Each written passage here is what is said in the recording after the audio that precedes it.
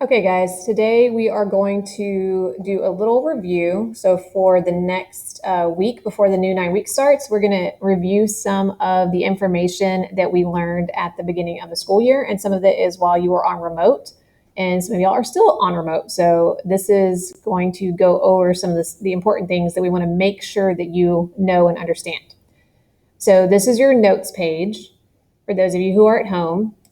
Okay, you're going to click on the boxes to type in, and let me go back to the regular view. Okay, so make sure that you do not hit the present button, because then you cannot click in the boxes. So double click in the boxes and then start typing your information. Okay, just like that. So now on to the actual PowerPoint or Google slide. Okay.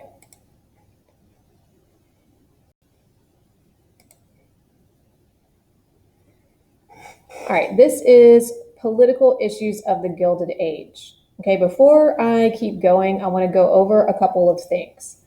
So, first, when we talk about United States history, there are three categories that issues usually fit into. The first one is going to be political, the second one is economic, and the third one is social. So, political is going to involve anything that has to do with government, with laws, and with politics. Economic has to do with money, with businesses, and maybe even jobs. Social has to do with people and society, and even groups of people. So, for this topic, we're going to look at political issues of the Gilded Age. So, this is going to involve the government and laws. All right, our objective: students will be able to explain how people were impacted by political issues during the Gilded Age, including the growth of political machines, civil service reform, and Indian policies. Students will complete a political cartoon analysis and a 5-minute writing assignment. All right, our growth of political machines. Make sure you're adding to your notes. Okay, so the Gilded Age saw the rise of political machines, well-organized groups that controlled. All right, sorry about that. I got a phone call in the middle of making the video. So the Gilded Age saw the rise of political machines, which are well-organized groups that controlled a political party in a city. Now, on your notes page, you have a question, and it's the same one that's here. Okay, why would people of this time period allow political machines to take over? Well, let's think about that. If you are an immigrant and you're coming into the country, you don't have a house or a job or anything like that, and someone who is involved in the political machine comes up to you and says, I will help you get a job, I will help you get a house, if you vote for the person I tell you to vote for. That kind of allows political machines to take over. It gives them a lot of power. It gives them a lot of votes. Okay, so it might not be that people allowed them to take over, but there was nothing preventing them from taking over either. So make sure you are answering that question. You might have some different ideas than what I do, and that's fine, but make sure you write it down and answer it.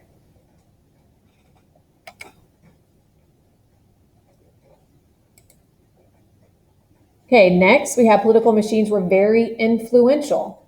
Okay, machines offered services to voters and businesses in exchange for political votes. They were very influential with immigrants, just like I said before. They helped with jobs, housing, and naturalization. Naturalization means becoming a U.S. citizen, which gives them more rights. Political machines influenced immigrant voters by creating parks near slums. They would have barbecues for the community, and they would even give away Christmas presents to children. So if you're a parent and this person is giving your child Christmas presents, then basically they're bribing you for your vote. And they can say, remember when I gave your kids Christmas gifts? Now you pay me back by voting for my person. Machines were led by city bosses who used a network of ward bosses and precinct captains to control access to city jobs, business licenses, and courts.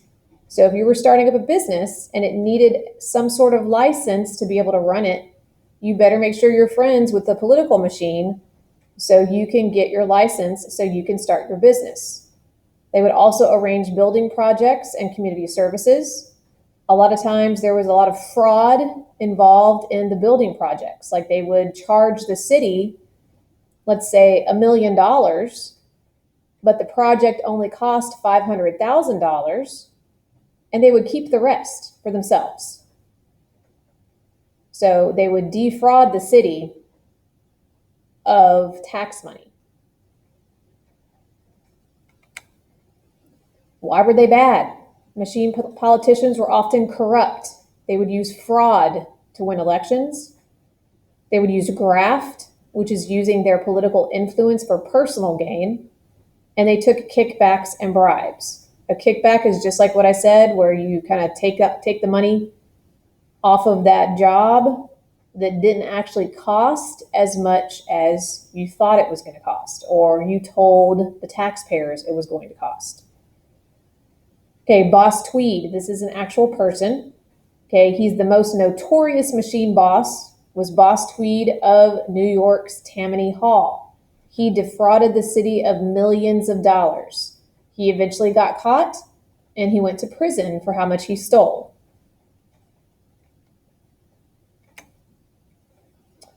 All right, political cartoon analysis. This is at the bottom of your page.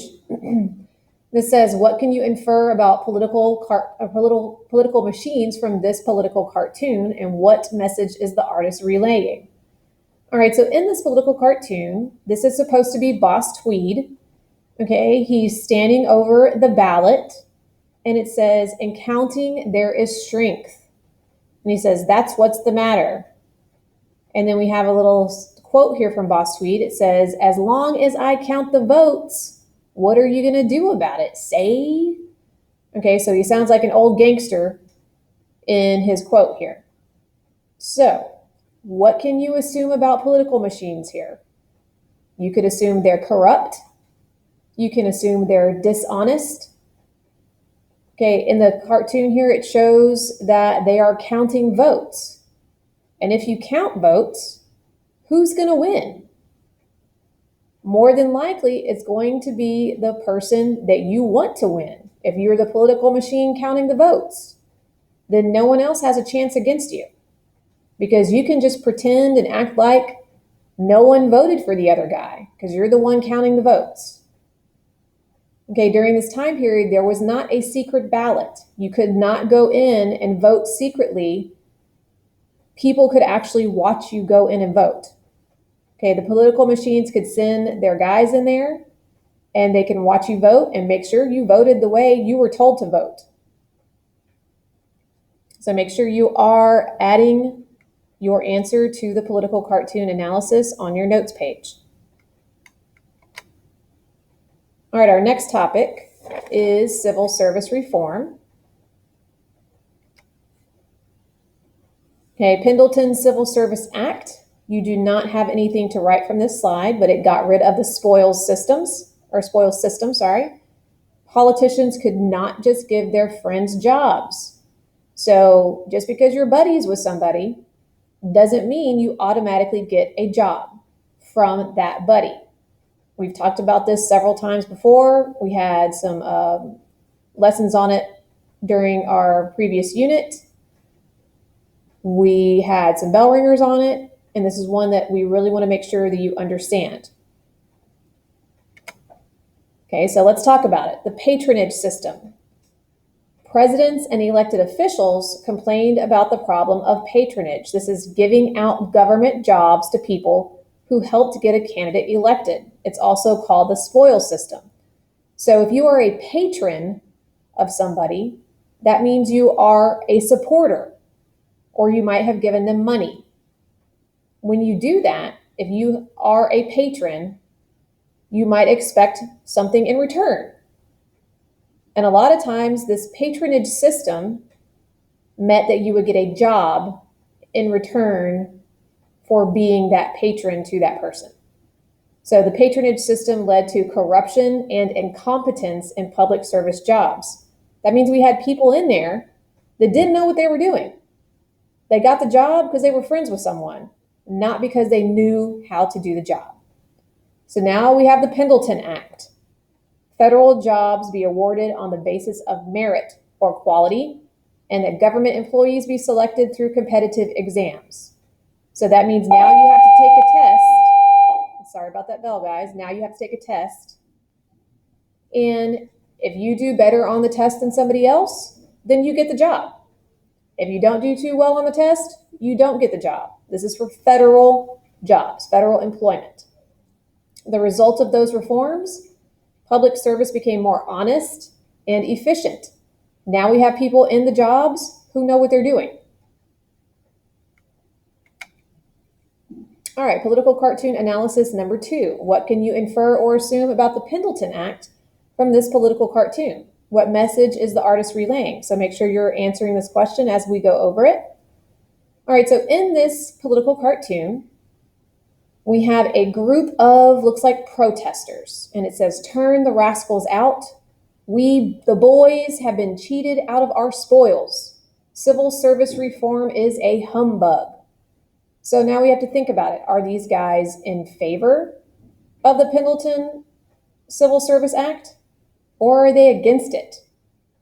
I would say, based on the signs that they're carrying, that they are against the Pendleton Act. Okay, these guys probably lost their jobs because they got it because of the patronage system, because they were friends with somebody, not because they knew what they were doing. Okay, so in this political cartoon, it shows people upset about the Pendleton Act, and it probably shows people who lost their jobs because of the Pendleton Act. Make sure you're writing down your answer. If you see something else that I didn't refer to, feel free to write it down. All right, our last political issue or topic is the Dawes Act. Okay, so you have a question here, and you're going to write an answer on your page. How did the Dawes Act affect Native populations? Okay, well, basically, the Dawes Act took away Native land. It was designed to assimilate them into white culture, make them into white farmers, and really destroy Native American way of life. Okay, it destroyed Native Americans' way of life. And you can write that down. If you think of anything else, feel free to write that down too. All right, for your fill in the blank, what was it? Okay, so it was passed to protect the property rights of Native Americans, but it didn't really protect them that much, okay? The law was organized in such a way that tribe members would be assimilated and integrated into American society and culture. Tribal land would be broken up and given to the individual head of household. So what they did is all of the land that the Native Americans were given through treaties was divided up between the head of household. So that means like basically the father of the household, or you could say the chief of the household. Okay, and that person was given about 160 acres of land. Once every single head of household Native American got their 160 acres of land, the rest of it was taken by the US government and it was sold to white settlers. And now we have those settlers on the former Native American land. So basically, this takes away a ton and acres of Native American land.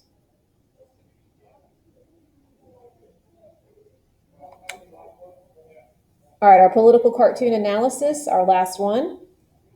Okay, it says, what can you infer or assume about the Dawes Act from this political cartoon? What message is the artist relaying? Okay, so we have this looks like a fairly modern cartoon. Okay, we have a guy holding up the sign that says US government. The title is the Dawes Act, and it says each man to his own plot.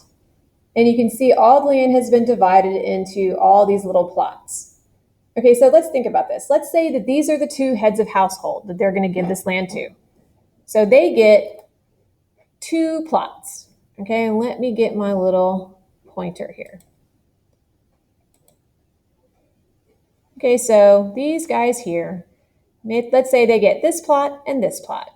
And all the rest, the US government is going to sell it. Okay?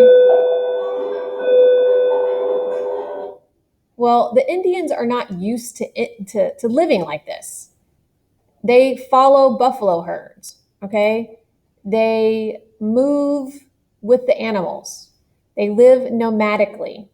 They have little villages. They move with the seasons. Okay, if it's too cold somewhere, they move somewhere else. If it's too warm somewhere, they move somewhere else.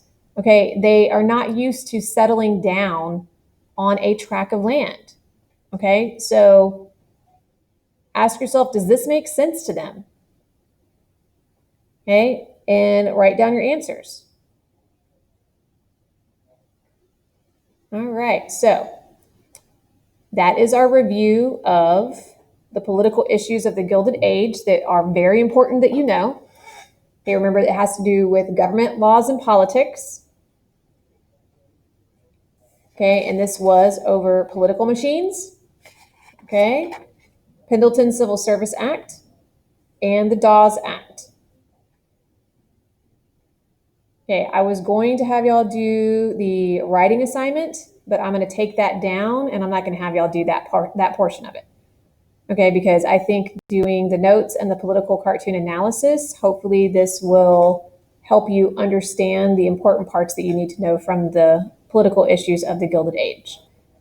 All right, if y'all have any issues, please send me a message or an email, and have a great weekend.